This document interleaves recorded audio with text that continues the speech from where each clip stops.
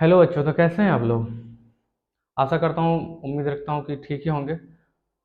हमने पिछली कक्षा में इससे पहले वाले चीज़ों को पढ़ा था, ठीक से देखा था। और उससे आगे की ओर चलने से पहले हम लोग कौन कौन से टॉपिक पे चर्चा करने वाले हैं आज उनके बारे में हम लोग एक बार देख लेते हैं। इससे पहले आप लोगों से एक रिक्वेस्ट है कि आप लोग सब्सक्राइब कर लीजिए चैनल को, लाइक कर दीजिए वीडियो को, और वीडियो को शेयर कर दीजिए, ताकि उन लोगों को भी फायदा हो सके जो 10th क्लास में इस बार बोर्ड का एग्जाम देंगे। तो चलिए चलते हैं अपने टॉपिक पर। तो आज जो चर्चा करें हम लोग, तो उसमें सबसे पहले हम लोग देखेंगे कि अभिकारक होते क्या हैं और ये उत्पाद क्या होते हैं। क्योंकि जो सारे हम लोग समझेंगे ना, संयोजन अभिक्रिया, वियोजन अभिक्रिया, विस्थापन, द्विविस्थापन, उपचयन या अपचयन, तो ये सारे यही दोनों का महत्वपूर्ण रोल होगा। तो चलिए इसको देख लेंगे। उसके बाद रासायनिक अभिक्रिया के प्रकार को देख लेंगे। जैसे संयोजन अभिक्रिया हो गया, वियोजन अभिक्रिया हो गया, विस्थापन अभिक्रिया हो गया, द्विविस्थापन अभिक्रिया हो गया, उपचयन एवं अपचयन अभिक्रिया हो गया।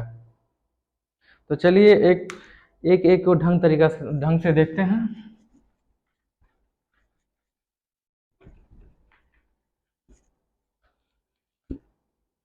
देखिए, एक एग्जाम्पल लेते हैं।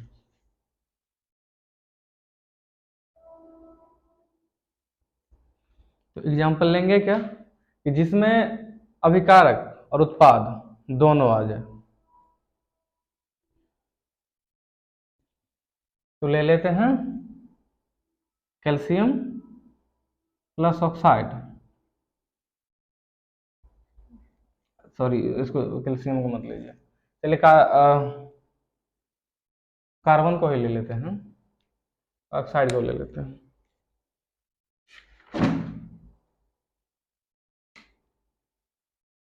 इसको देखेंगे। ओ यार, मैग्नीशियम को लेते हैं प्लस ऑक्साइड को लेते हैं, ऑक्सीजन को, तो ये हो जाएगा मैग्नीशियम ऑक्साइड।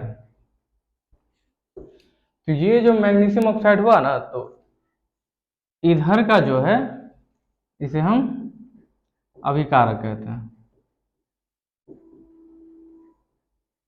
इधर जो बना यानी रिएक्शन करके उसे हम उत्पाद कहते हैं।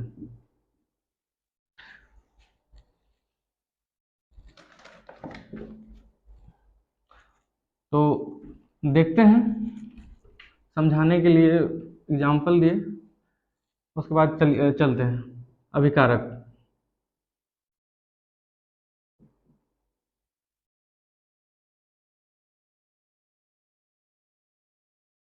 इसको हम लिख सकते हैं कि ऐसे पदार्थ जो रासायनिक अभिक्रिया में भाग लेता हो उसे हम अभिकारक कहते हैं।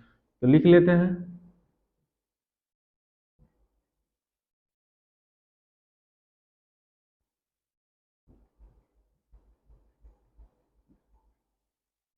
रासायनिक अभिक्रिया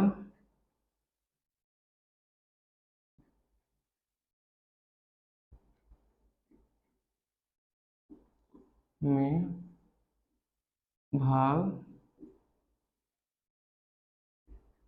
लेता हो उसे हम अभिकारक कहेंगे। और दूसरा था क्या, उत्पाद। तो रासायनिक अभिक्रिया के फलस्वरूप जो रिजल्ट आता है ना, उसी को हम उत्पाद कहते हैं। तो इसको लिख सकते हैं कि रासायनिक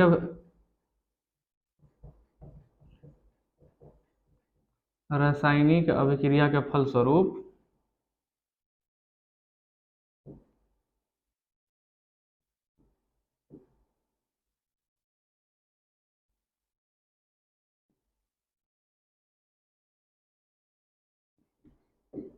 बने पदार्थ को उत्पाद कहते हैं, यानी प्रोडक्ट कहते हैं।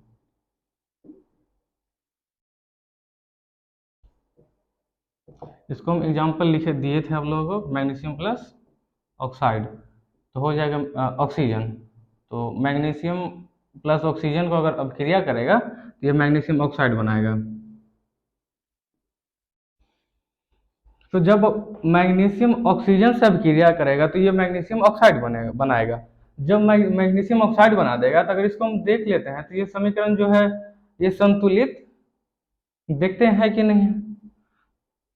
तो अगर इसको LHS को देख लिया जाए, अगर RHS को देखा जाए, तो मैग्नीशियम इसमें कितना एक है, इधर का मैग्नीशियम कितना है एक है, ऑक्सीजन कितना है दो है, इधर से ऑक्सीजन कितना है दो, सॉरी इधर का ऑक्सीजन वन है। तो हम लोग यहाँ देख रहे हैं कि LHS और RHS दोनों इक्वल नहीं है। तो ऐसे रासायनिक समीकरण जिसके LHS और RHS दोनों बराबर नहीं हो, ऐसे समीकरण को हम ढांचा समीकरण कहते हैं।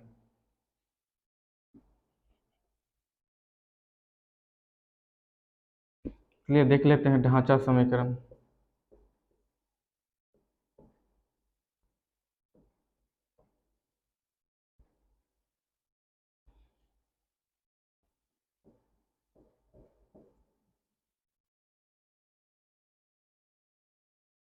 ऐसा रासायनिक अभिक्रिया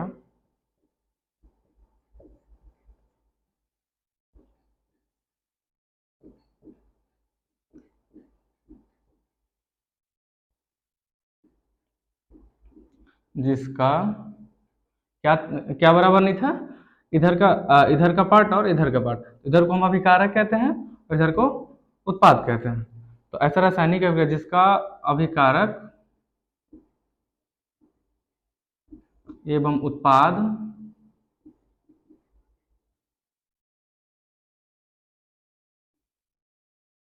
समान ना हो,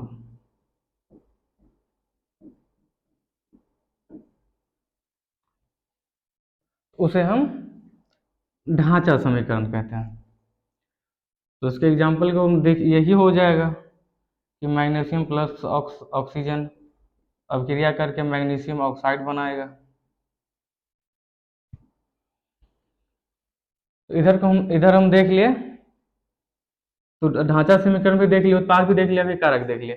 अब जो हमारा चैप्टर का मेन टॉपिक था, जिससे आपके आने वाले एग्जाम में मतलब बहुत क्वेश्चन इसी से, ज़्यादातर क्वेश्चन इसी से रहते हैं, तो उस टॉपिक में अब एंट्री मारते हैं हम लोग।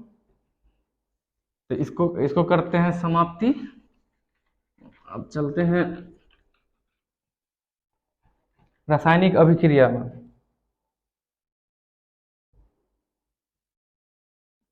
रासायनिक अभिक्रिया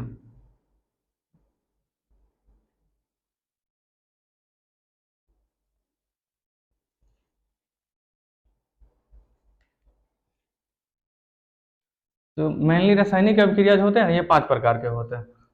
तो हमने देखा था, पहला देखा था कि संयोजन अभिक्रिया।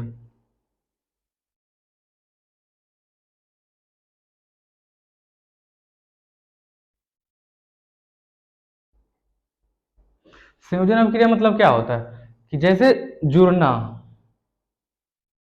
हम और आप मिलके अभी क्लास को देख रहे हैं, तो क्लास जो चल रहा है आप देख रहे हैं, तो हमारा और आपके सहयोग से ही चल रहा है। तो इस व्यवस्था को हम कह सकते हैं कि हमारे और आपके सहयोग से चल रहा है। तो संयोजन अभिक्रिया को हम लोग कॉम्बिनेशन रिएक्शन कहते हैं।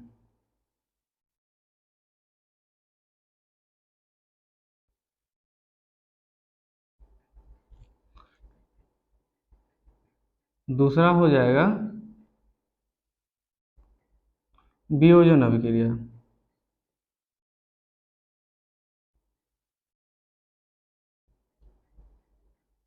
ये सारे नाम से ही दिख रहे हैं कि क्या है।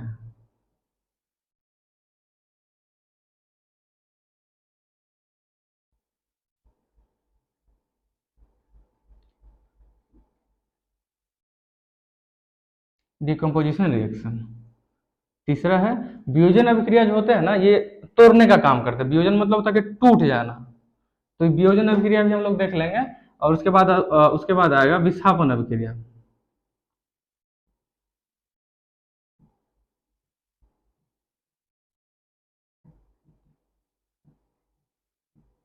विस्थापन अभिक्रिया, डिस्प्लेसमेंट रिएक्शन।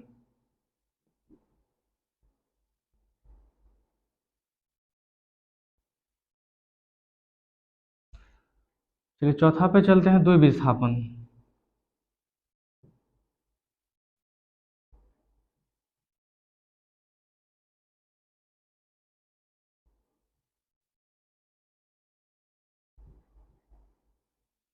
इसको बोलते हैं डबल डिस्प्लेसमेंट।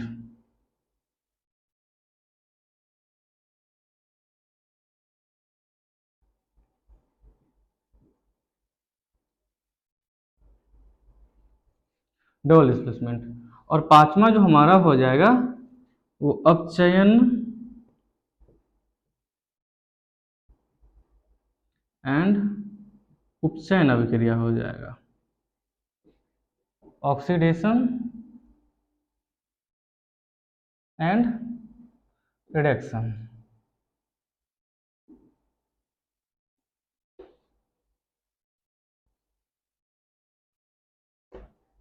तो ये रासायनिक अभिक्रिया के 5 प्रकार है। अब सारे को हम लोग एक एक एक एक एक एक करके हम लोग देखेंगे। तो चलिए आप लोग इसको नोट कर लेंगे, वीडियो पॉज कर लीजिएगा, उसके बाद स्टॉप करके लिख लीजिएगा। हम लोग अब बात कर रहे हैं संयोजन अभिक्रिया के बारे में। संयोजन अभिक्रिया कहते हैं किसको? तो संयोजन अभिक्रिया हम उसे कहते हैं, जैसे मान लीजिए कि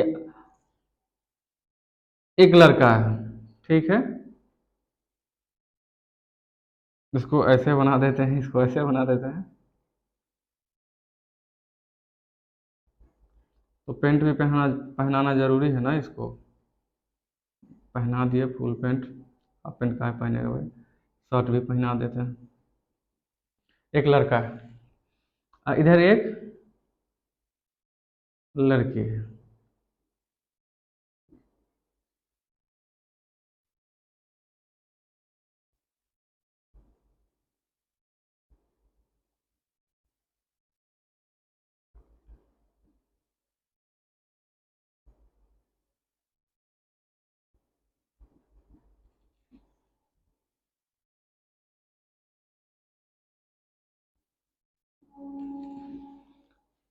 तो जब देखते हैं कि एक लड़का है एक लड़की है, तो होता क्या है कि ये दोनों जा रहे होते हैं मार्केट।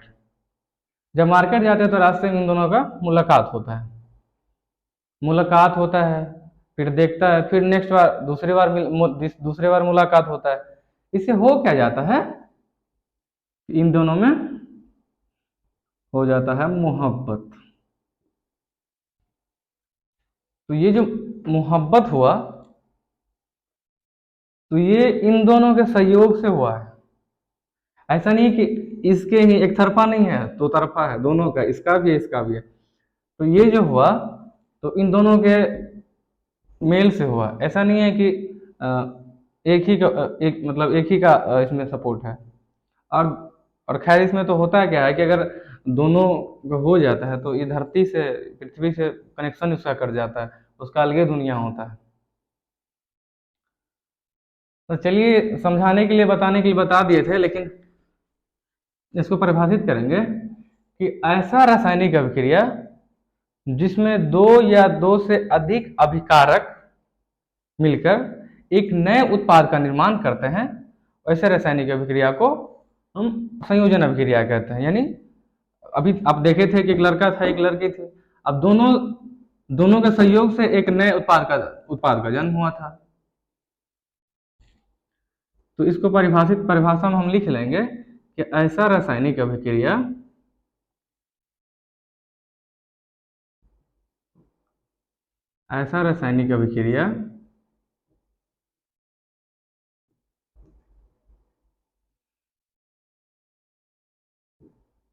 जिसमें दो या दो से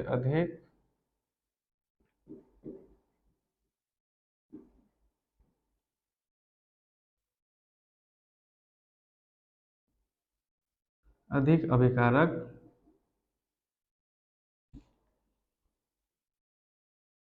मिलकर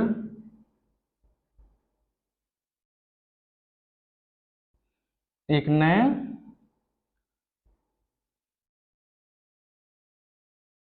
उत्पाद का निर्माण करता है,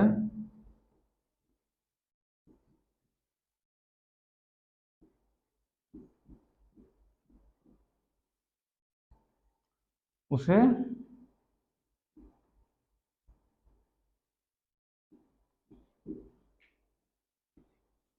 उसे हम संयोजन अभिक्रिया कहते हैं।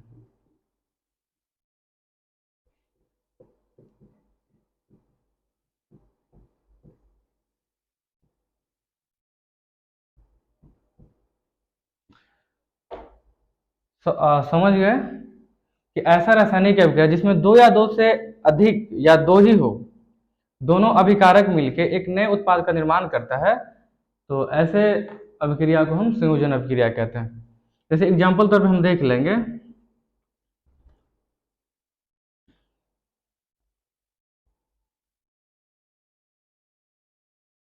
जैसे होगा क्या, कैल्शियम ऑक्साइड, ये ऑक्सीजन से अभिक्रिया करवा देते हैं, तो ठीक है, ऑक्सीजन से अभिक्रिया करवा देते हैं। तो कैल्शियम को जब कैल्शियम ऑक्साइड को जब ऑक्सीजन से अभिक्रिया करवाते हैं, तो ये परिणाम स्वरूप क्या बनाता है, कैल्शियम हाइड्रोक्साइड। देखे कि जब मतलब यहाँ दो पदार्थ अभिक्रिया करके एक नए पदार्थ का निर्माण करता है, जो ये दो पदार्थ एक नए पदार्थ का निर्माण करता है, इसका अहम रोल होता है। जो ये क्या बोल रहे हैं इसको, बुझा हुआ चूना कहते हैं इसको, इसी को खैनी चूना में रगड़ा जाता है।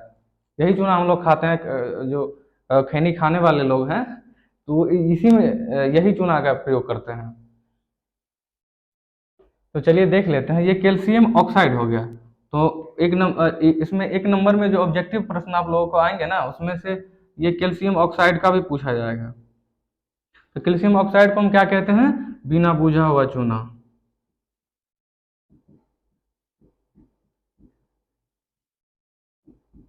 बिना बुझा हुआ चूना। कैल्शियम हाइड्रोक्साइड को क्या कहते हैं,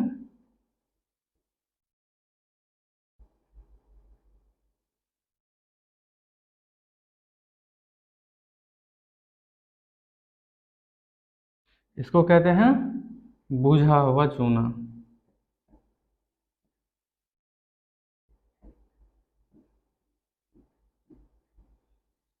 इसका जो प्रयोग होता है ना, मेनली दीवार पेंट करने में, दीवार पेंट जो किया जाता है, उसी में इसका प्रयोग होता है।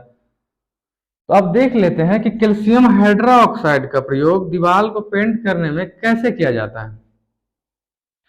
तो जब दीवार पहले, अब तो मिला जुला के अब गांव घर में भी छत का मकान बन गया। पहले होता था कि मिट्टी का मकान हुआ करता था, और उसमें दिवाली के समय में उसको रंगा जाता था। तो उसमें होता क्या था कि हम लोग करते क्या थे कि दुकान से जाके बिना बुझा हुआ चूना खरीद के ले आते थे। तो बिना बुझा हुआ चूना खरीद के ले आते थे।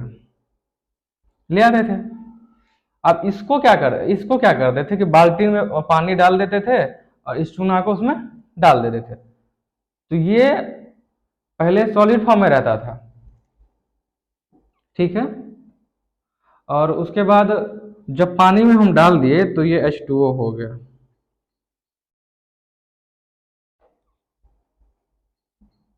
ओहो मिस, और यहाँ मिस हो गया, यहाँ ऑक्सीजन नहीं, जल होगा। जल के साथ अभिक्रिया करने पर कैल्शियम कार्बोनेट होता है। कैल्शियम कार्बोनेट कैल्शियम हाइड्रोक्साइड होता है। कैल्शियम कार्बोनेट का तो CaCO3 होता है। तो जल के साथ इसको मिक्सिंग करते हैं, तो ये कैल्शियम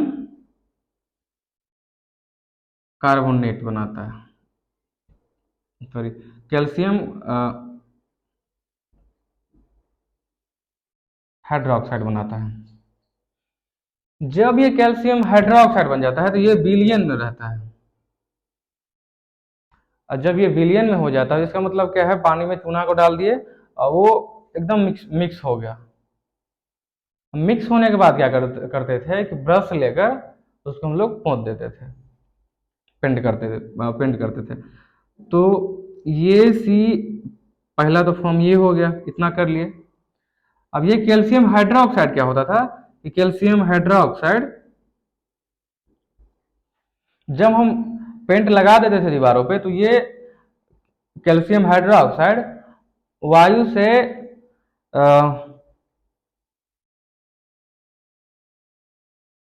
जब कैल्शियम कार्बोहाइड्रेट पेंट कर देते थे, तो ये करता क्या था कि वायु मतलब वायुमंडल से ना कार्बन डाइऑक्साइड ले लेता था, और अभिक्रिया करके इसको हो गया सी ए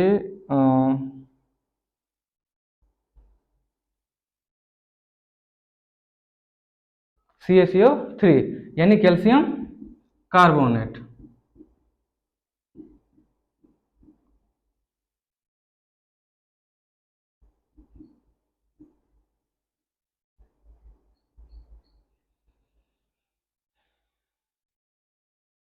तो ये जो कैल्शियम कार्बोनेट होता है ना, ये पूरे सॉलिड फॉर्म में होता है। तो यही हमारे जब यही जो होता है कैल्शियम कार्बोनेट, यही दीवार पे एक पतली परत बना देता है। तो इसी प्रकार हम लोग अपने अपने घरों को पेंट किया करते थे। कुछ दिन में ये दिन भी भूल जाएंगे, क्योंकि अब तो एशियन पेंट का जमाना है।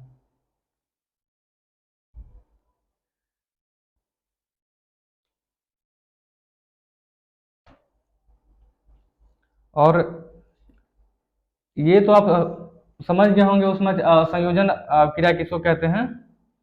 और इसमें इसमें क्या होता था, इसमें क्या होता है कि एक उष्मा भी निकलता है,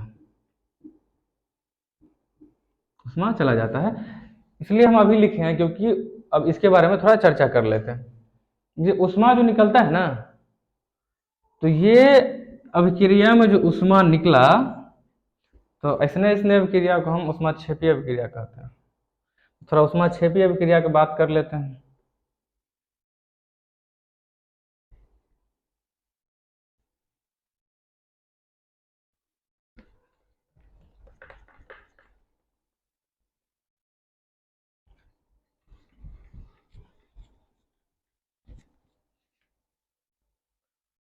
उष्माक्षेपी अभिक्रिया अरे यार,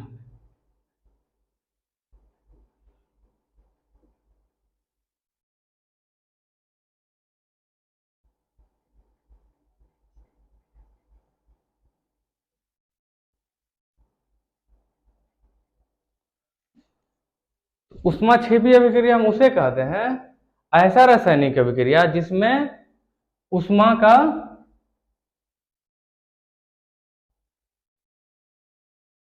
ऐसा रासायनिक अभिक्रिया जिसमें उष्मा अवशोषित होता हो।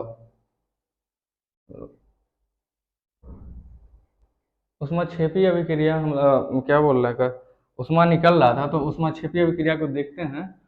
तो अब तो समीकरण में मिटा दिए उसका। तो चलिए एग्जाम्पल के लिए फिर से लिख देते हैं। कैल्शियम ऑक्साइड था, प्लस जल के साथ इसका मिश्रण था, और कैल्शियम हाइड्रोक्साइड बनाया था, उष्मा इसमें निकल रहा था। तो ऐसे ही अभिक्रिया को उष्माक्षेपी अभिक्रिया कहते हैं। इसको तो हम लिख सकते हैं कि ऐसा रासायनिक अभिक्रिया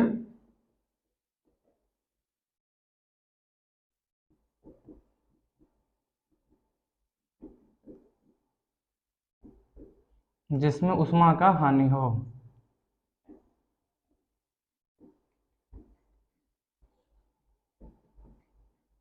उष्माक्षेपी अभिक्रिया कहलाता है।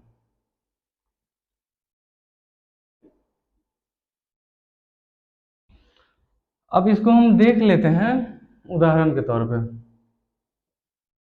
इसको तो हम बताए थे कि जब दीवार का पेंट करने के बाद कर रहे थे, तो संयोजन अभिक्रिया में उदाहरण लिए थे। तो एक नया उदाहरण ले लेते हैं। तो जैसे प्राकृतिक गैस का जलना, आप लोग एनसीईआरटी में है।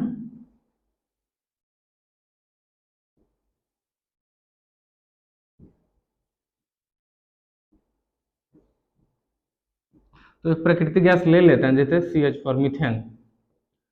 और जब मीथेन को हम जलाएंगे तो जलाने के लिए ऑक्सीजन का होना अनिवार्य है। इसको ऑक्सीजन ले लिए, और जब इसको ऑक्सीजन हम ले लिए तब बनेगा क्या? सबसे पहले तो CO2 बनेगा, कार्बन डाइऑक्साइड। उसके बाद H2O बनेगा, H2O। और उसके बाद उष्मा निकलेगा। एक और उदाहरण ले लेते हैं हम लोग।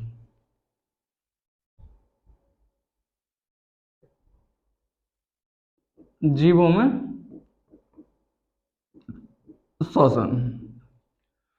तो जीवों में शोषण जो होता है, तो जैसे हम लोग हैं और आप लोग हैं, या जिसमें सांस है, जीव किसे कहते हैं तो ये तो आपको पता ही होगा।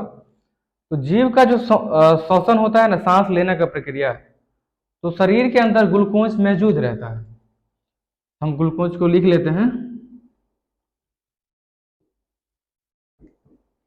ये ग्लूकोज का फार्मूला है, फार्मूला को नोट करते जाइएगा। तो ये ग्लूकोज का हो गया, हमारे अंदर मौजूद रहता है। क्या लिखा है? जीवों में शोषण। तो जब सांस लेते हैं तो क्या करते हैं हम लोग? ऑक्सीजन को लेते हैं। तो ऑक्सीजन लिए, शरीर के अंदर गया, शरीर के अंदर गया, ये अब क्रिया करना शुरू करेगा। और उसके बाद क्या करेगा कि कार्बन डाइऑक्साइड छोड़ेगा। कार्बन डाइऑक्साइड छोड़ा, उसके बाद नमीयुक्त हवा भी आता है, तो वो H2O के रूप में आता है। और उसके बाद उष्मा तो आता ही है, बाहर निकलता ही है। अगर आपको देखना है ना कि उष्मा आता है कि नहीं आता है, तो ये प्रैक्टिकल तौर पे भगवान ने सभी इंसान को श्वसन प्रक्रिया में सिद्ध करने के लिए दे रखा है। तो आप उंगली को नाक पे सटाइएगा, जोर से सांस लीजिएगा, तो आपको दिखेगा कि हाँ, जो सांस हम ले रहे हैं वो गर्म है, गर्म होता है, तो वो यही उष्मा के रूप में ही निकलता है वापस। तो आशा करता हूं कि आप उष्मा क्षेपीय क्रिया भी समझे होंगे। थोड़ा इसको भिगो लेते हैं, सूख गया है।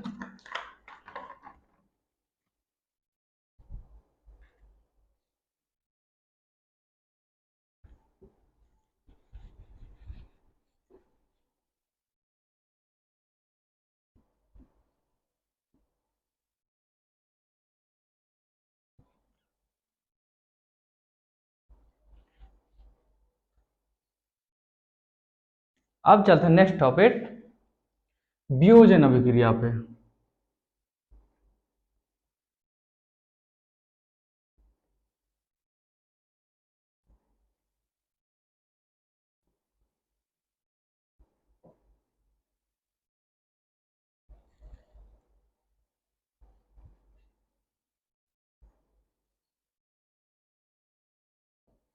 Decomposition reaction.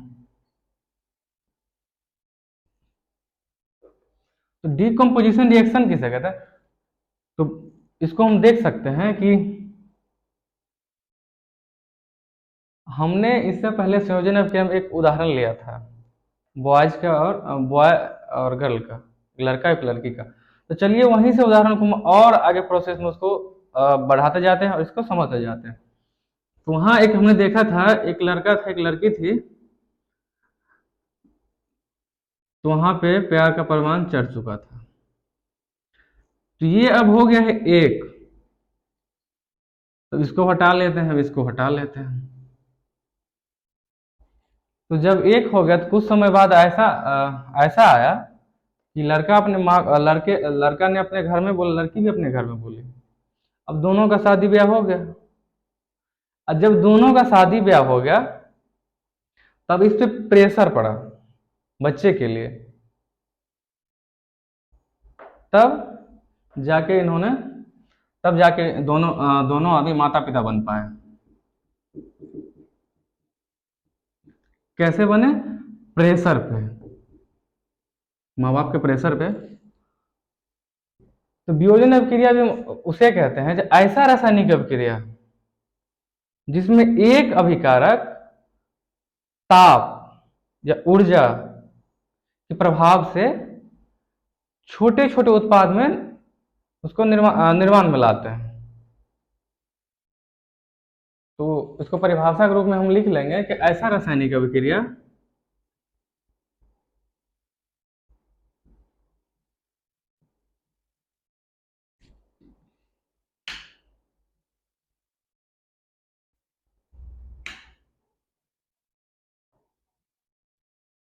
ऐसा रासायनिक अभिक्रिया जिसमें अभिकारक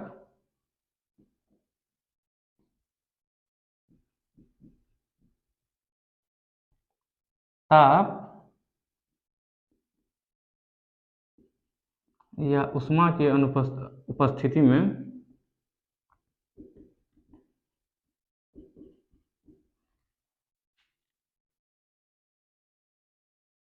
नए उत्पाद का निर्माण करता हो,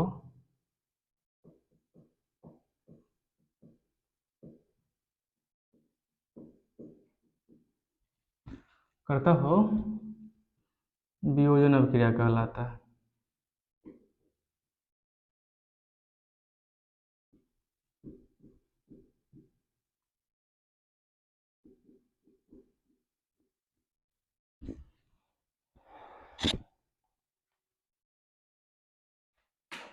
इसको हम देख लेते हैं एग्जाम्पल के तौर पे।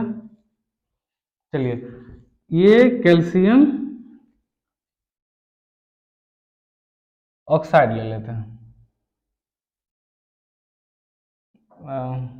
कैल्शियम हाइड्रोक्साइड ले लेते हैं। तो जब कैल्शियम हाइड्रोक्साइड इसको हम गर्म करेंगे, क्या लिखा है, ताप या ऊष्मा की उपस्थिति में, बिना ताप या ऊष्मा के या बिना गर्म किए इसको हम कन्वर्ट नहीं कर सकते, तो वियोजन अभिक्रिया हो ही नहीं सकता है। तो जब कैल्शियम हाइड्रोक्साइड को गर्म किया जाता है तो इससे बनता क्या है, कैल्शियम ऑक्साइड प्लस H2O बन जाता है। तो ऐसे ऐसे ही रासायनिक अभिक्रिया को वियोजन अभिक्रिया कहते हैं। चलिए दूसरा हम लोग देख लेते हैं, वही वाला ले लेते हैं कि ये हो गया। और दूसरा उदाहरण हम देखेंगे,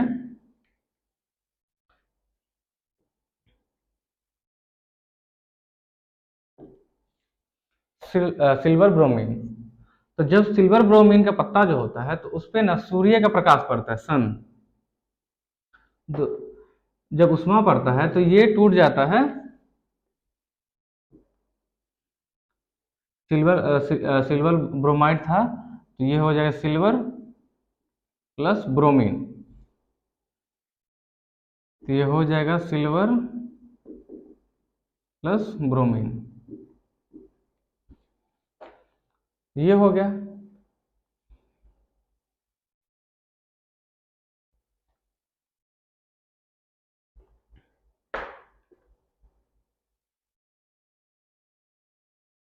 अब तीसरा हम देख लेते हैं,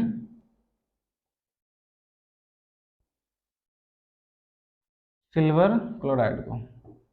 ये भी ऐसे ही है, इसको इस पे भी सन का इफेक्ट पड़ेगा, ये हो जाएगा और ये हो जाएगा, ये जी मतलब सिल्वर हो ही गया, सॉरी, और ये हो जाएगा Cl, ये तो क्लोरीन हो गया।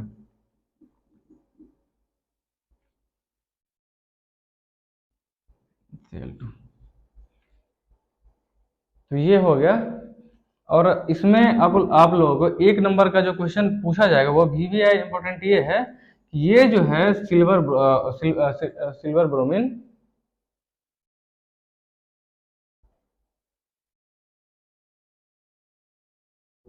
पहले जमाना में आपको याद होगा कि ब्लैक एंड वाइट टीवी होता था, सिल्वर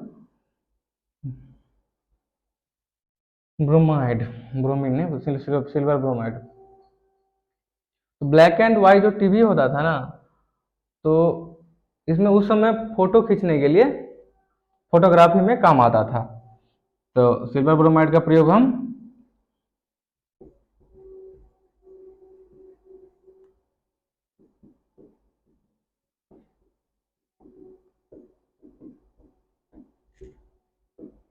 ब्लैक एंड व्हाइट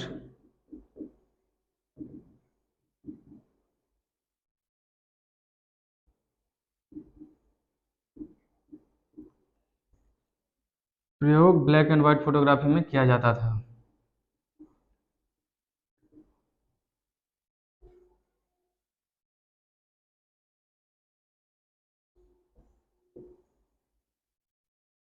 ये हो गया। एक थोड़ा वियोजन क्रिया पे हम लोग रुकते हैं थोड़ा देर के लिए, और थोड़ा सिंबल को हम लोग देख लेते हैं। सिंबल होता क्या है कि अगर हम आगे जाके आप लोग को रासायनिक समीकरण जो होते हैं उनको संतुलित करना सिखाएंगे, तो संतुलित में कभी कभी ऐसा होगा कि वो फॉर्म लिखा जाएगा। आखिर ये जैसे क्या बोल रहे हैं, जो ये AgCl है, AgBr है, कैल्शियम COH है, तो ऐसे ही लिखा रहेगा। और उसके कोष्ट में ना ऐसे लिखा जाएगा, उसके बाद ऐसे लिख देंगे, कभी ऐसे लिख देंगे, कभी ऐसे लिख देंगे, कभी ऐसे लिख देंगे। तो ये सब जो है ना, तो सिंबल के बारे में देख लेते हैं। तो अगर इसमें से कोई पदार्थ अगर ठोस अवस्था में अगर वो है, तो उसको हम सॉलिड लिखेंगे, डू नॉट ऐसे करेंगे। अगर वो द्रव अवस्था में है तो उसे हम लिक्विड स्मॉल एल से उसको हम प्रदर्शित करेंगे। अगर वो गैस अवस्था में है तो गैस करेंगे। अगर वो मिक्सर है, जैसे कहाँ गया, ये है, तो ये कैल्शियम ऑक्साइड और जल था, तो ये दोनों का मिश्रण से ना जल विलयन बना था। तो अगर जल विलयन ऐसा रहे तो इसको AQ लिखा जाता है। तो जल विलयन, इसको AQ लिखेंगे। वीडियो लंबा हो जाएगा, इसी कारण वियोजन अभिक्रिया खत्म हो गया। इससे आगे हम लोग नेक्स्ट वीडियो में बात करेंगे।